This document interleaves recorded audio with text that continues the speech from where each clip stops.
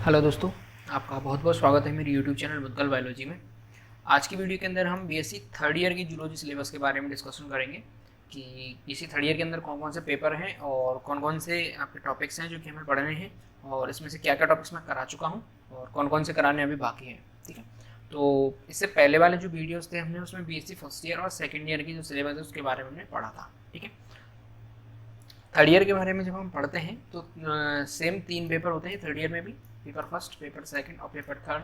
फिर एक बार मैं बता दूं कि यूनिवर्सिटी वाइज जो पेपर है उनका सीक्वेंस है वो ऊपर नीचे हो सकता है और ईयर्स में भी ऊपर नीचे हो सकता है, यानी कि कोऑर्डिनेटर पेपर थर्ड ईयर में तो कहीं वो फर्स्ट ईयर सेकेंड ईयर में हो सकता है, लेकिन जो टॉपिक्स हैं वो लगभग लगभग सभी में सेम है। ठीक है, चलिए पहला जो पेपर है वो कॉर्डेटा पेपर है, काफ़ी लेंदी पेपर है ये। ठीक है, यानी कि एक हम बात करें कि जो फाइलम कॉर्डेटा है, इस फाइलम कॉर्डेटा की कंप्लीट डिटेल्स यहाँ पर बताई गई है। यानी कि कॉर्डेटा के अंदर जितने भी एनिमल्स आते हैं उनके कुछ हम कंपैरिजन भी पढ़ते हैं, उसके बाद कॉर्डेट की कुछ एडेप्टेशंस भी पढ़ते हैं, वो सारी चीज़ें हम आगे डिस्कस करेंगे इस पूरे पेपर के अंदर। इसके बाद पेपर सेकंड है आपका इकोलॉजी एंड एनवायरमेंटल बायोलॉजी, यानी कि यहाँ पर आपकी जो पारिस्थितिकी है वो आ जाती है, और जो हम कहें एनवायरमेंटल बायोलॉजी यानी कि जो पर्यावरण जैविकी है वो इस पेपर के अंदर पढ़नी होती है। उसके बाद आया था पेपर थर्ड जिसमें कि अप्लाइड जूलॉजी है, जिसे अनुप्रयुक्त प्राणी विज्ञान कहते हैं, इथोलॉजी है यानी कि व्यवहार की है, और बायो स्टैटिस्टिक्स है। ठीक है, ये 3 पेपर हैं आपके टोटल, और तीनों पेपर्स में 2 पेपर हैं वो 33 मार्क्स के हैं, लास्ट पेपर 34 मार्क्स का होता है। ठीक है, ये चीज़ आपको पता होगी ऑलरेडी। चलिए पेपर फर्स्ट की हम बात करते हैं कॉर्डेटा में, तो कॉर्डेटा में 3 यूनिट हैं टोटल। तो फर्स्ट यूनिट की हम बात करते हैं सबसे पहले, तो इसमें कॉर्डेट्स के बारे में सिंपल यानी बेसिक कुछ बातें बताई गई हैं, जिसमें कि पहला टॉपिक है आपका comparison of habit, external features and anatomy of Herdmania and Branchiostomata. ठीक है, ब्रेंकियोस्टोमा। चलिए यानी कि इसमें क्या है कि हम सबसे पहले तो क्लासिफिकेशन पढ़ेंगे। चैप्टर में जब हम स्टार्ट करते हैं इस यूनिट को तो सबसे पहले अपन क्लासिफिकेशन पढ़ते हैं कॉर्डेटा का। ठीक है, कि कॉर्डेटा में क्या क्या अपन बात करेंगे, प्राइमरी जो कैरेक्टर्स होते हैं वो क्या क्या होते हैं, और किन किन ग्रुप्स में कॉर्डेटा को डिवाइड किया गया है, और कौन कौन से इसमें एनिमल्स आ जाते हैं, कौन कौन सी क्लासेज हैं, कौन कौन से वर्ग हैं। तो ये सारी चीज़ें हम पढ़ते हैं क्लासिफिकेशन के अंदर। उसके बाद 2 एनिमल दिए गए हैं जो कि यहाँ पर हमें पढ़ने हैं, पहला है हर्डमानिया और दूसरा है ब्रेंकियोस्टोमा। ठीक है, तो ब्रेंकियोस्टोमा और हर्डमानिया के हमें दोनों को कंपेयर करना है, हैबिट को लेके, एक्सटर्नल फीचर्स को लेके, और दोनों की एनाटॉमी को लेके। सिर्फ हमें इनका क्या छोड़ देना है, डेवलपमेंट छोड़ देना है, एक्सक्लूडिंग यानी कि इसको छोड़ के, डेवलपमेंट को छोड़ के। ठीक है, अगले चैप्टर की तरफ हम बढ़ते हैं, तो ascidian tadpole larva and it's Metamorphosis, यानी कि एसिडियन टेडपोल लार्वा के बारे में पढ़ना है, क्या होता है एसिडियन टेडपोल लार्वा और किस तरीके से इसका जो प्रतिगामी कायांतरण है। ठीक है, जो मेटामॉर्फोसिस है इसमें विशेष प्रकार का मेटामॉर्फोसिस पाया जाता है। मैंने ये चीज़ जो है वो करा रखी है आपको, बहुत अच्छे से उसमें क्लियर किया हुआ है, आप उसे देख सकते हैं, लिंक आपको नीचे मिल जाएगी। ठीक है, इस चैप्टर की तरफ हम बढ़ते हैं, तो वो है affinities of Hemichordata, urochordata and Cephalochordata, यानी कि इसके अंदर हम एफिनिटीज देखते हैं, सजातीयता देखी जाती है। ठीक है, किस किस के अंदर, हेमिकॉर्डेटा में या फिर यूरोकॉर्डेटा और सेफेलोकॉर्डेटा, तीनों के अंदर सजातीयता देखी जाती है, और इसके अंदर क्वेश्चन बनते हैं काफ़ी अच्छे तरीके से। ठीक है, ये कंप्लीट एक टॉपिक माना जाता है। चलिए चौथे की तरफ हम बढ़ते हैं, तो ये है habit, habitat and salient feature of Petromyzon ammocoete larva. ठीक है, तो पेट्रोमाइजोन और एमोसीट लार्वा ये भी इनके हैबिट, हैबिटेट और सैलिएंट फीचर्स हमें देखने हैं, जो कि हम ऑलरेडी देख चुके हैं, वीडियो आपको नीचे मिल जाएगी लिंक के अंदर। ठीक है, चलिए यूनिट सेकंड के अंदर हम अपन आते हैं कॉर्डेटा पेपर के अंदर। तो ये जो टॉपिक है या फिर हम कहें ये जो यूनिट है ये काफ़ी लेंदी यूनिट पड़ जाती है, क्योंकि इसके अंदर कंपैरेटिव एनाटॉमी हमें पढ़नी है, यानी कि कुछ हमें सिस्टम्स दे दिए जाएंगे और उसके अंदर फिर हमें सिस्टम्स को लेके सभी की कंपैरेटिव स्टडी हमें करनी होती है, एनिमल्स वाइज एनिमल। ठीक है, जैसे कि integument including structure and development of placoid scales, feathers and hairs, यानी कि यहाँ पर इंटेग्यूमेंट्री जो सिस्टम होता है, अध्यावरणीय जो तंत्र है उसके बारे में हमें पढ़ना है, जिसमें कि हमें स्ट्रक्चर देखने हैं, डेवलपमेंट ऑफ प्लेकॉइड स्केल्स देखने हैं, फेदर्स कितने प्रकार के होते हैं और कितने प्रकार के हेयर्स होते हैं, यानी कि जो हमारा अध्यावरणीय तंत्र है, ऊपर की जो लेयर्स होती हैं, तो वो जैसे फिशेज की बात करें तो उनमें स्केल्स पाए जाते हैं, तो प्लेकॉइड स्केल्स का डेवलपमेंट देखना है जो कि हम देख चुके हैं, फेदर्स कितने प्रकार के होते हैं और कैसे उनका डेवलपमेंट होता है ये भी इसके अंदर देखना होता है, और इसी प्रकार से जो हेयर्स हैं उनका किस तरीके से डेवलपमेंट होता है, उनका स्ट्रक्चर क्या है, ये सारी चीज़ें इस चैप्टर के अंदर पढ़नी होती है इंटेग्यूमेंट्री ऑर्गन्स या इंटेग्यूमेंट्री सिस्टम के अंदर। ठीक है, इसके बाद जो सिस्टम आता है अगला वो आता है आपका स्केलेटन सिस्टम, जिसमें कि basic plan of vertebrate endoskeleton, यानी कि जो अंतः कंकाल है वर्टिब्रेट्स का, उसका बेसिक सा स्ट्रक्चर हमें जानना है, और जैसे कि कुछ इसके अंदर कंपैरेटिव स्टडी भी है ठीक है। वो भी हमें पढ़नी होती हैं। जैसे कि हम बात करें स्कल की, यदि बात करते हैं तो इसमें स्केलेडियन का स्कल हमें देखना है, फिर राना यानी कि मेंढक का स्केलेटन किस प्रकार से होता है, स्कल जो है वो किस प्रकार से होता है। तो ये जो कंपैरेटिव स्टडी है, यानी कि कई सारे एनिमल्स को लेकर कंपैरिजन किया जाता है, ठीक है, किसके बेसिस पे, स्केलेटन के बेसिस पे। उसके बाद आती है आपकी एलिमेंट्री कैनाल, जो कि हम बात करें डाइजेस्टिव से रिलेटेड है। तो एलिमेंट्री कैनाल में भी आपको सबसे पहले जो कोऑर्डिनेट्स के अंदर जो डाइजेस्टिव सिस्टम है उसके बारे में पढ़ना है। फिर हमें ये देखना होता है कि जो एलिमेंट्री कैनाल है उसका जो हम बात करें हिस्टोरिकल जो एलिमेंट्री कैनाल है वो किस तरीके से उत्पत्ति हुई है या किस तरीके से उसकी संरचना है। और फिर कंप्लीटली एलिमेंट्री कैनाल पढ़ी जाती है किस किस की, जैसे स्कोलोडियन, राना यानी कि मेंढक, वेरिनस, कोलंबा, इन सब की जो हम कहें कंपैरेटिव स्टडी की जाती है एलिमेंट्री कैनाल के बेस पे लेके, ठीक है। इसके बाद आता है आपका सर्कुलेटरी सिस्टम, जिसमें कि हार्ट और एरियोटिक आर्कीज आ जाते हैं, हृदय या फिर महाधमनी चापें। तो इसमें भी हमें पढ़नी होती हैं सारी चीज़ें, कंपैरेटिव स्टडी। इसके बाद रेस्पिरेटरी सिस्टम यानी कि श्वसन तंत्र को लेके सभी का हमें तुलना करनी होती है। उसके बाद यूरिनोजेनाइटल सिस्टम, इसमें से मैं एक टॉपिक आपको करा चुका हूँ, फ्रॉग के अंदर यूरिनोजेनाइटल सिस्टम मैंने करा दिया है, आप एक बार उसको देखिए, वीडियो आपको नीचे मिल जाएगी। उसके बाद हम बात करें तंत्रिका तंत्र में, तो ब्रेन को लेके हम क्या कहते हैं, कंपैरेटिव एनाटॉमी यानी कंपैरेटिव स्टडी करते हैं कि ब्रेन कौन कौन से जो एनिमल्स में किस किस तरीके से पाया जाता है। उसके बाद सेंस ऑर्गन्स के बेसिस पे, यानी ईयर और आई, इन दो के बेस पे कंपैरिजन करते हैं हम एनिमल्स का। तो ये देखिए, ये यूनिट आपकी जब पढ़ेंगे इसके अंदर तो काफ़ी लेंथी ये यूनिट मानी जाती है एक अकेले यूनिट, क्योंकि ये पेपर ही काफ़ी लंबा है, तो उस पेपर की जो ये यूनिट है ये काफ़ी लेंथी पड़ जाती है, ठीक है। उसके बाद तीसरी यूनिट की तरफ हम बढ़ते हैं, सेक्शन सी, तो जिसमें कि हमें कोऑर्डिनेट्स की जो एडाप्टेशन है यानी कि अनुकूलन हमें देखने पड़ते हैं। जैसे कि स्पीसीज की हम बात करें तो उनमें स्केल्स एंड फिन्स क्या काम करते हैं, किस तरीके से इनकी हेल्प ये अनुकूलन में करती है। उसके बाद माइग्रेशन, ठीक है, यानी कि प्रवास जिसे हम कहते हैं, इन पेरेंटल केयर जिसे कहते हैं पैतृक रक्षण, ये किस प्रकार से जो स्पीसीज हैं या फिर जो मत्स्य वर्ग हैं उसमें किस प्रकार से ये पाया जाता है। उसके बाद एम्फीबियंस में देखा जाता है क्या पेरेंटल केयर किस प्रकार से एम्फीबियंस के अंदर ये पाया जाता है। उसके बाद रेप्टिलिया क्लास की हम बात करें तो poisonous and non poisonous snake के बारे में पढ़ना है, और पॉइजन एपरेटस यानी कि जो जहर बनता है यानी विष बनता है वो कौन कौन से उपकरण पाए जाते हैं, और जहरीले सांप कौन से हैं और विषहीन सांप कौन से हैं, यानी कि बिना जहर वाले सांप कौन से होते हैं, और किस तरीके से उनके अंदर जहर की जो फॉर्मेशन होती है वो होती है, दांतों की फॉर्मेशन स्ट्रक्चर क्या होती है, किस तरीके से वो जहर उगलते हैं, किस तरीके से काटते हैं, वो सारी चीज़ें रेप्टिलिया के अंदर देखने को मिलती हैं हमें। उसके बाद चलते हैं हम एबीज में, ठीक है, एब्स में या एबीज कहते हैं। एबीज के अंदर फ्लाइट एडेप्टेशन देखी जाती है कि उनमें किस तरीके के उड्डयन अनुकूलन है, और वर्ल्ड माइग्रेशन देखा जाता है जिसे पक्षी प्रवासन कहते हैं, ठीक है। ये काफ़ी दोनों इंटरेस्टिंग टॉपिक हैं और ये यूनिट टोटल ही काफ़ी इंटरेस्टिंग है, पढ़ने में काफ़ी मज़ा आता है इस यूनिट को। इसके बाद हम बात करते हैं मेमल्स की, तो मेमल्स में देखिए एडेप्टिव रेडिएशंस यानी कि हम कहें जिसे कि स्तनी जो अनुकूली विकिरण है वो हमें देखने पड़ते हैं। उसके बाद डेंटाइशन यानी कि हम कहें दंत विन्यास किस प्रकार से मेमल्स में पाया जाता है, और डेंटल फार्मूला क्या है, स्ट्रक्चर ऑफ टीथ क्या है, और डेवलपमेंट ऑफ टूथ यानी कि जो दांत बनते हैं उनका डेवलपमेंट किस प्रकार से होता है। तो ये सारी चीज़ें कोऑर्डिनेट्स पेपर के अंदर हमें देखने को मिलती हैं। 3 यूनिट्स में ये जो पेपर है ये डिवाइडेड है, और काफ़ी लेंदी ये पेपर देखना काफ़ी लेंदी ये पेपर हमें पढ़ना पड़ता है, और काफ़ी लेंदी हो जाता है। काफ़ी टॉपिक्स इसमें से मैंने करा रखे, आपको नीचे प्लेलिस्ट मिल जाएगी, आप देखिएगा जरूर उस वीडियोस को, ठीक है। सेकंड पेपर आता है वो आता है इकोलॉजी एंड एनवायरमेंटल बायोलॉजी। तो इसके अंदर देखिए क्या है, फर्स्ट यूनिट है, फर्स्ट यूनिट के अंदर हमें इकोलॉजी देखनी पड़ती है, और फिर जो सेकंड और थर्ड यूनिट आ जाती है उसमें 2 पार्ट्स हैं एनवायरमेंटल बायोलॉजी के, यानी कि पर्यावरण जैविकी के। तो पहली यूनिट के अंदर अपन क्या देखते हैं, इकोलॉजी यानी पारिस्थितिकी देखते हैं। तो एक तो basic concepts of ecology and it's meaning and history, यानी कि थोड़ा सा इतिहास क्या मतलब होता है इकोलॉजी का, और कुछ बेसिक कॉन्सेप्ट यानी कि आधारभूत जो सिद्धांत हैं वो इसके अंदर हमें देखने पड़ते हैं, और इस पर मैं वीडियो आपको बना चुका हूँ, आप नीचे जाकर लिंक में देख सकते हैं। कंसेप्ट ऑफ लिमिटिंग फैक्टर्स, ठीक है, यानी कि हम बात करें कि लिमिटिंग जो फैक्टर्स होते हैं उनका क्या कंसेप्ट होता है, ठीक है, ये पढ़ना है। इसके बाद जो चीज़ें आती है वो इकोसिस्टम यानी कि पारिस्थितिक तंत्र, और इसके बाद बायोटिक फैक्टर्स यानी कि जैविक कारक, अजैविक कारक।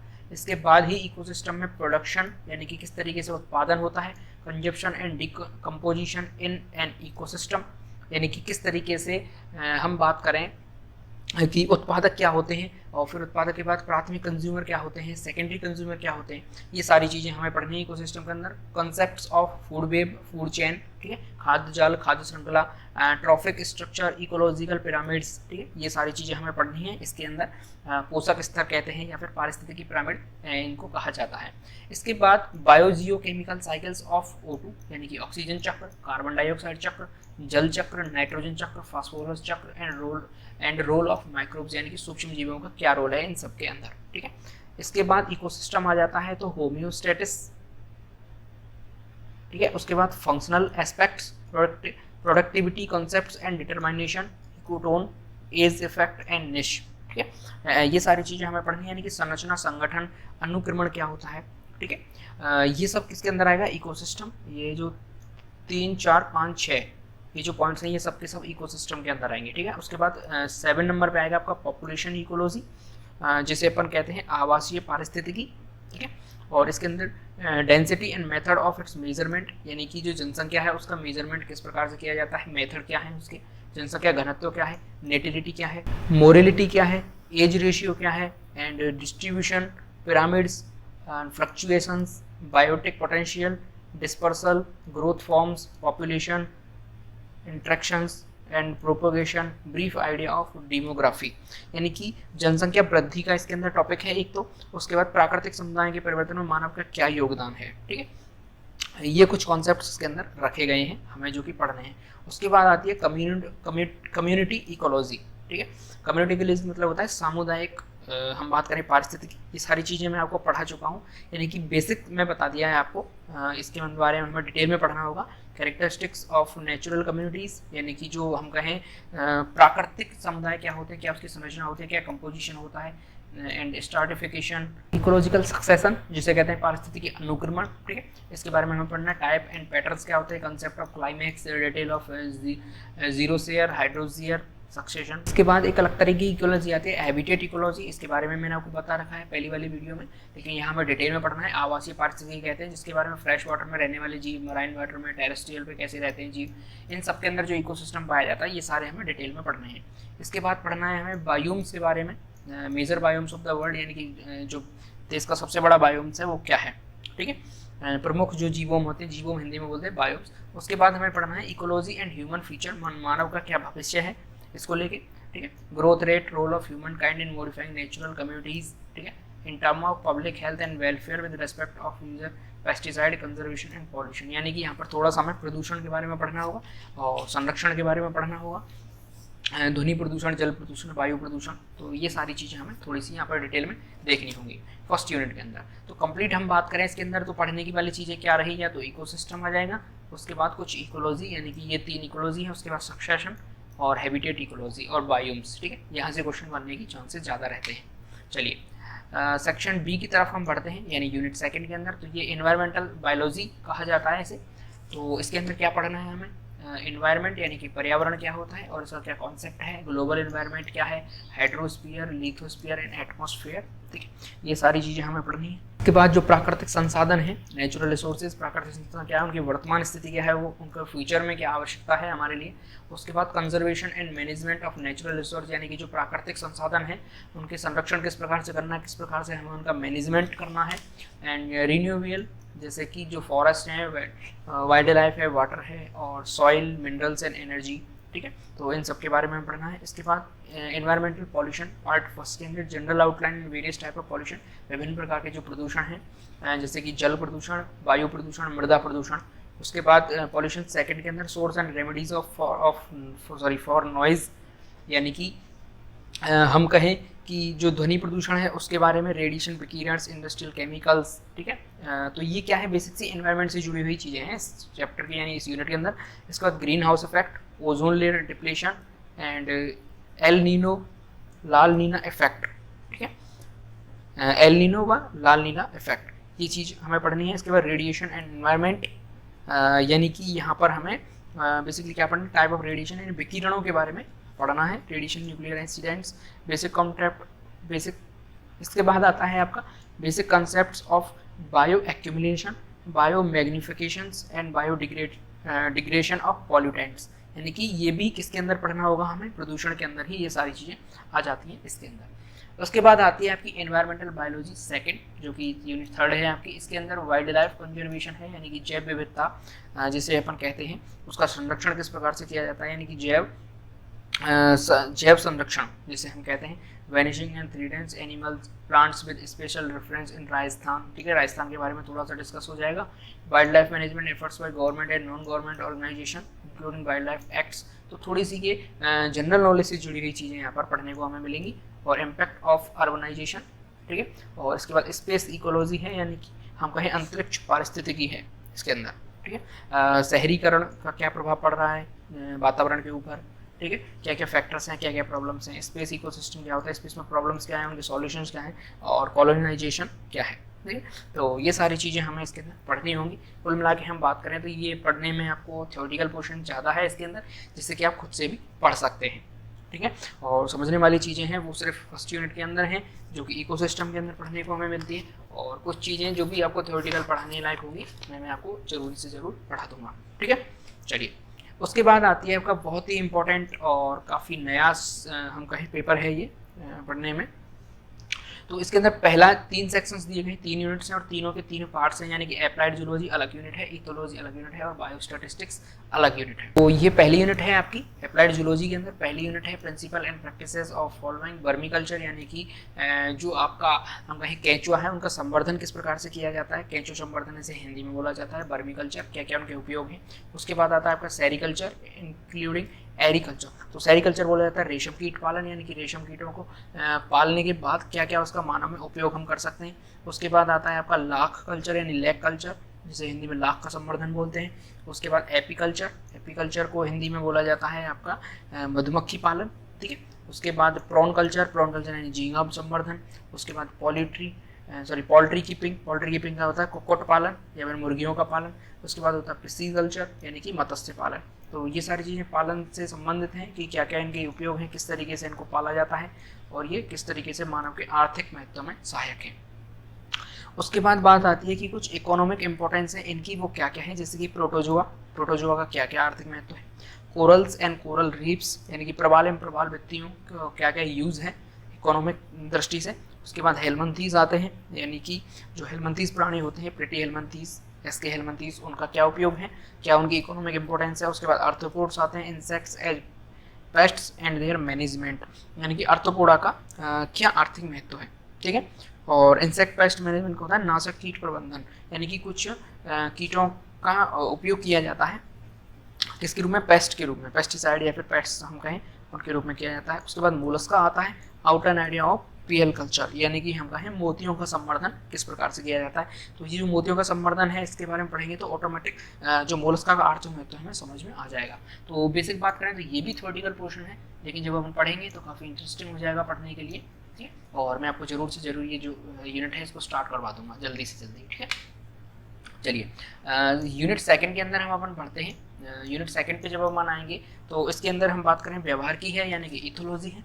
इथोलॉजी को व्यवहार की बोला जाता है। तो ये कुछ नया निकल के आएगा आपके लिए, और व्यवहार की आपने अब तक ना तो पढ़ी है, 11 12 कहीं भी नहीं है, इसके छोटे मोटे टॉपिक्स भी नहीं मिलते, देखने को मिलते हैं। तो थोड़ा सा हिस्ट्री और इंट्रोडक्शन परिचय हमें देखने को मिलेगा इसके अंदर। उसके बाद कंसेप्ट्स ऑफ इथोलॉजी, यानी इथोलॉजी की क्या अवधारणाएं हैं, जैसे कि fixed action pattern, sign stimulus, innate releasing mechanism, action specific energy, motivation, imprinting and learning. तो ये कुछ नए नए टर्म्स हैं जो कि हमें पढ़ने होंगे। And methods of straining brain behaviour, ठीक है। तो व्यवहार के अध्ययन की कुछ विधियां हैं, ठीक है, कि यदि हमें व्यवहार का अध्ययन करना होगा तो कौन कौन सी विधियां हमें काम में लेनी होंगी। उसके बाद आता है आपका pheromones and their role in alarm spreading. Pheromones के कार्यों का जो थोड़ा सा हमें ये देखना है कि फिरोमोन्स क्या क्या कार्य करते हैं, ठीक है, और वो अलार्म स्प्रेडिंग में उनका क्या यूज़ है। उसके बाद आता है आपका सोसाइटीज़, यानी कि सामाजिकता, और हम कहें समाज के क्या लक्षण हैं, क्या जैसे कि हम बात करें मधुमक्खी है, पेड़ है, मंकी है, और तो इन सब के रेफरेंस में हमें ये देखना है क्या इसके लक्षण हैं और क्या इसके लाभ हैं यदि ये समाज बना के रहें। इनका जो समाज है वो किस तरीके से लाभप्रद होता है और क्या क्या इसके लक्षण हैं, ये हमें पढ़ना है। इसके बाद biological rhythms and biological clock, यानी कि जैविक रिदम है और जैविक नियत काल्यताएँ हैं, ठीक है, यानी कि जो बायोलॉजिकल क्लॉक है वो किस तरीके से काम करती है, बेसिकली ये पढ़ना है। इसके बाद methods of studying animal behaviour, यानी कि जो हम बात करें कि एनिमल बिहेवियर को यहाँ पर हमें डिटेल में पढ़ना है, और जो मेथड हैं इसके एनिमल बिहेवियर के वो कौन कौन से हैं, ये सारी चीज़ें हमें सेक्शन बी के अंदर पढ़नी है। ठीक है, तो ये इथोलॉजी के अंदर आ जाता है, जिसे कहते हैं ये अपन व्यवहार की है, तो व्यवहार के बारे में ही इसमें हमें अध्ययन करना होगा। उसके बाद आता है आपका सेक्शन सी, यानी कि यूनिट 3, और यूनिट 3 आता है आपका बायो स्टैटिस्टिक्स, और ये मैंने आपको लगभग कंप्लीट करा दिया है। जैसे कि मैंने introduction, scope and applications of biostatics, यानी जैव सांख्यिकी का परिचय क्या है, कहाँ इसका प्रयोग होता है, ये भी मैंने करा दिया है।